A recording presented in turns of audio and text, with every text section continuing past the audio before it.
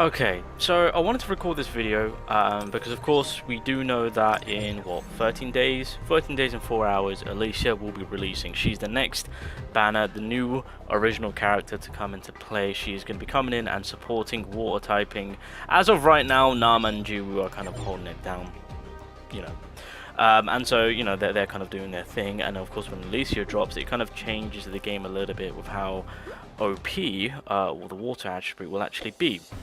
Also, Alicia herself is coming in as a hot unit in terms of what she will be doing, and so it does have a few people in a bit of a standstill on what to do. And what I mean by that is, should we go all in for HAE-IN, or should we save for Alicia? Of course, especially if you're free to play, I know it's a bit of a struggle on what to do. Obviously HAE-IN, she's coming in, she has kind of broken the game, she's insanely broken, her DPS is disgustingly high, she's the #1 DPS character.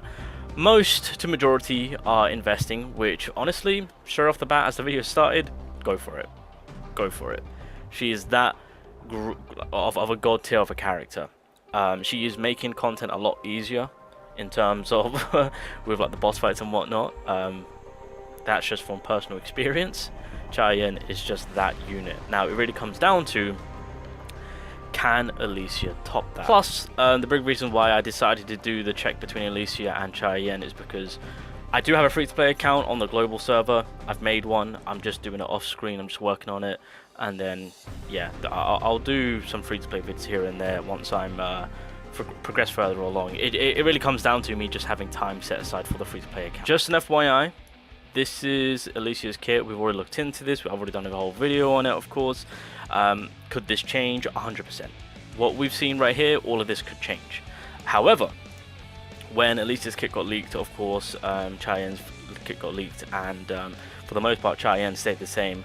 According to, I think it was Mass, HAE-IN's kit was slightly buffed before releasing. So, if they're gonna buff HAE-IN, who is disgustingly broken and taking the game by storm, I think Alicia might be in a very good position to kind of stay the same. I'm just saying. So effectively, just a quick little reminder, you know, when it comes to a weapon, so let's just get this one thing out of the way. When it comes to the next update, we need to understand that core attack is going to be the main focus. Alicia's coming in as a core attacking unit. That's where we're going to most, oh well, that's the most potential we'll find in her damage output. It's the core attack, and obviously with the Shadow, which if you guys are unaware, Tusk should be coming in the next update, and if that is the case, he is going to be supporting and buffing up core attack damage. So it kind of makes sense on why they held out on not dropping him now, since the story, if you've played the story, then you know it kind of progresses to floor 100 for the next update, of course. But they decided to hold on to him, so that way when he does come into the game, when he does release, it's going to be effectively with a character that is providing a lot of damage through their core attack. So that's kind of that's the correlation between the two. Just wanted to kind of clarify that. So next update, the big boy himself should be coming. So that's that. And then of course with the weapon itself, when the ice body armor effect is active, which is huge by the way, it then buffs up team members that are water typing damage by 2.5%. Just an FYI, I've said it before, the ice body armor is the biggest sell point in my opinion, because this gets applied to your whole team. It removes debuffs.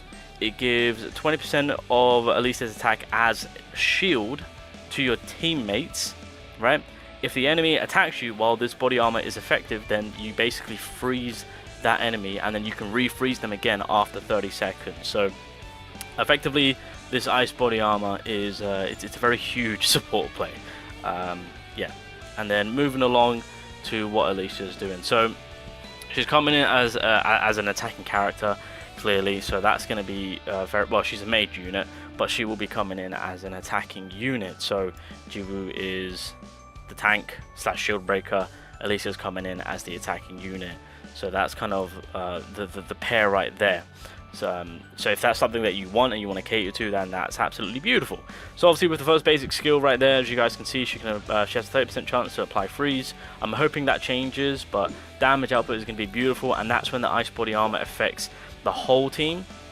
So it's going to be through the first basic skill. I should also mention that with the core attack damage, it's pretty nicely up there, I will say, so can't go wrong with that. But that first skill does actually, at level 10, that is actually pretty good stats right there. I'm not gonna lie, that hits pretty hard. Obviously with the second skill, it kind of gives me that Emma vibe of having that full-on crowd control, so that's going to be beautiful.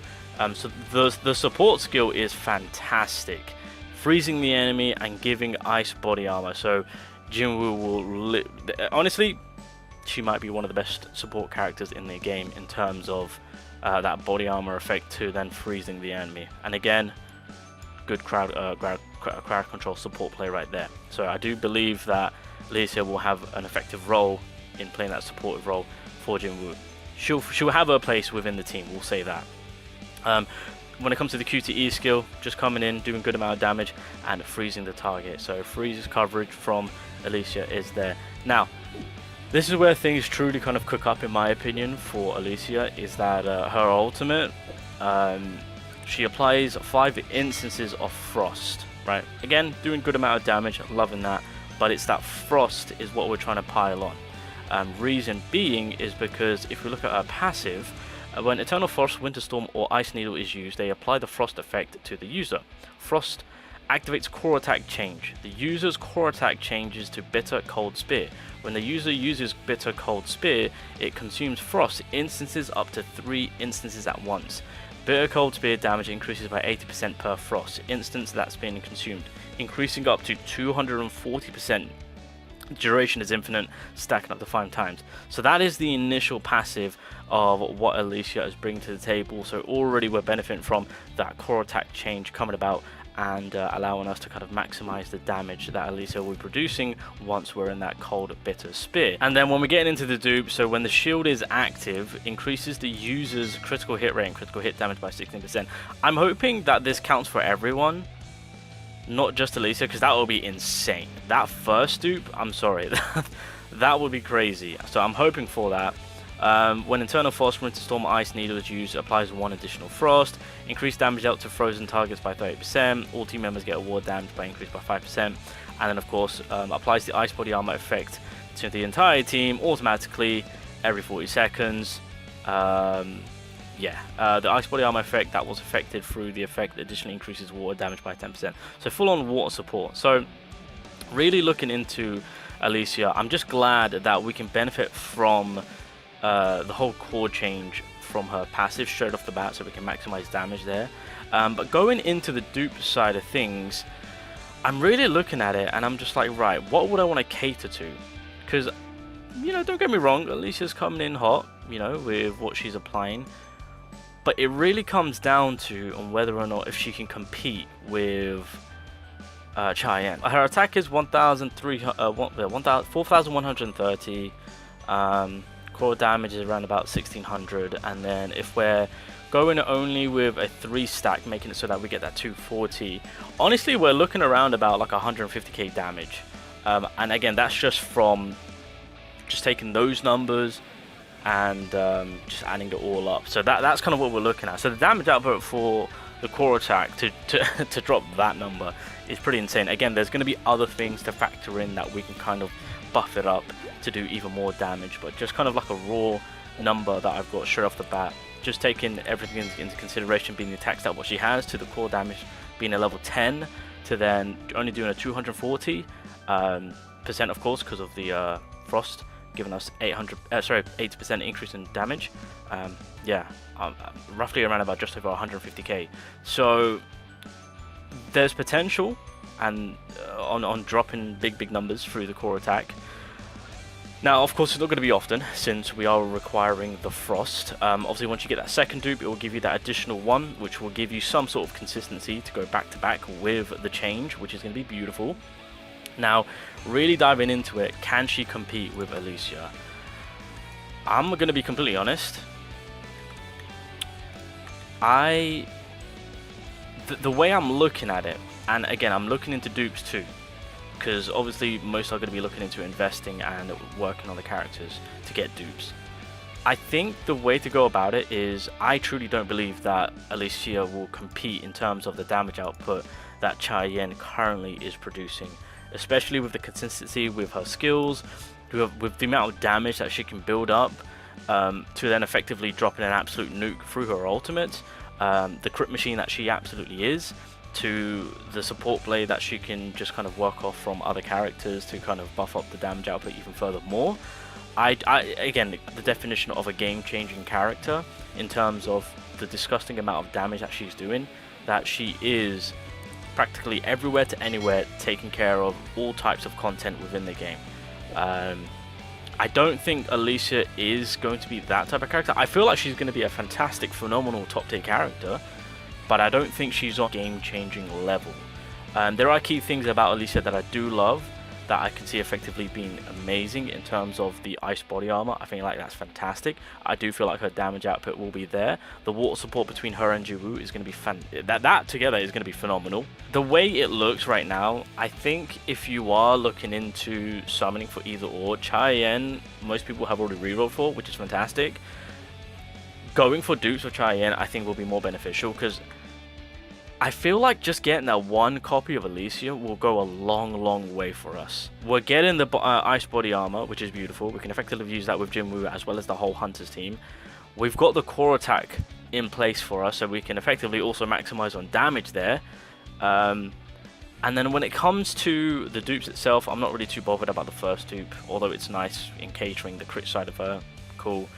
The second dupe is actually is even better, because again that's effectively helping us get the bit of cold spear back to back, so we'll take that. Increased damage on frozen targets by 30%. I mean, yeah, can't go wrong with that, with the amount of freezes that she's playing. And again, you can use her with Nam, because I class Nam as the free-to-play version of Alicia, just an FYI, so you can kind of correlate that between the two with Jiwoo, of course, so that's going to be a full-on water team right there. And then from that point on, it really is just effectively buffing up the water team even furthermore. So this is a full-on water element buff, but I think the way it looks is A3 HAE-IN is something that you want to try your best to cater to, because by stacking up the dancer to 5 stacks with this first dupe alone, you are really maximizing your damage output, which correlates to with HAE-IN's all of her skills to do more damage, to then, you know, critical hit rate, can't go wrong with that. And then just by getting that plus 50%, even though we're catering to HAE-IN and I'm effectively trying to get it to A3, and that's what I would suggest, you could honestly just go for one copy of Alicia, because I feel like you are going to be getting the most out of her, because you're still effectively getting the ice body armor, which is going to go a long way in terms of removing debuffs, shielding, freezing the enemy, all that good stuff. She's still effectively going to be supporting the water typing even furthermore on. Her and Jiwoo together are going to be fantastic, so that's going to be a pair, as I've mentioned, but we're also catering and still benefiting from the core attack change, which again, as I've said, is going to pack an absolute punch. And furthermore, we can really cater to that attack inside of her, and I think that's kind of going to be the lean way. That's what we want to do, that's what we're going to be catering to. And so between the two, amazing units, attacking wise, HAE-IN is still a DPS god tier, so we're going to have to cater to her more. But with Alicia, we can't forget about her. Going for that one copy will suffice us. I'm just going to put it as that. Going into the dupe side of things, realistically, well, with the first dupe, I would say you can really maximize with Jiwoo, because again, you're bouncing off shield play between the two characters. So effectively, you are giving yourself some sort of consistency for the crit hit rate and the crit hit damage, which is beautiful. That +1 again will effectively help us out in the core damage, and then, effectively using the core attack back to back. But then past that is when we can do some damage. But frost targets by 30% over what? Branded target, increase the skill damage of the dancer and the sword of light by 50%. I would much rather cater to this, to be honest. So yeah, there's that. So that's my opinions on between HAE-IN and Alicia on what I would suggest and what I'm doing for my free-to-play account. I'm not going all in for HAE-IN, but I'm going to get this, and then if I can and if I'm able and if I'm capable enough, I would love to get a copy of Alicia, just one copy, and then I think I'll be good in terms of my water coverage. Because I don't have Jiwoo, but if you do have Jiwoo and you do get one copy of Alicia, then that is a water combination that you can really maximize, and that will help you through modes that that have weakness to water attributes, aka the Cerberus. Cough cough. He's causing issues, I understand, but I'm just saying HAE-IN is kind of holding it down. If you have Jiwoo and HAE-IN, yeah, you're chilling. Gotta do a video on that actually. Anyway, I'll leave it there. That's what I really wanted to talk about. I just kind of wanted to look further more into Alicia and trying to give my thoughts between the two. I still think damage-wise, HAE-IN is still holding it down. In terms of dupe coverage, it's going to be more beneficial to maximize our damage through HAE-IN. A3 is what we're going to be shooting for. Alicia is still a fantastic character. The water support she's coming in with is going to be hot. The support role that she's going to be coming in is going to be fantastic. Her damage output is not going to be slept on because she was still effectively going to be doing decent amount of damage, but between the two, HAE-IN is still one over her. That's my full-on takeaway from all of this.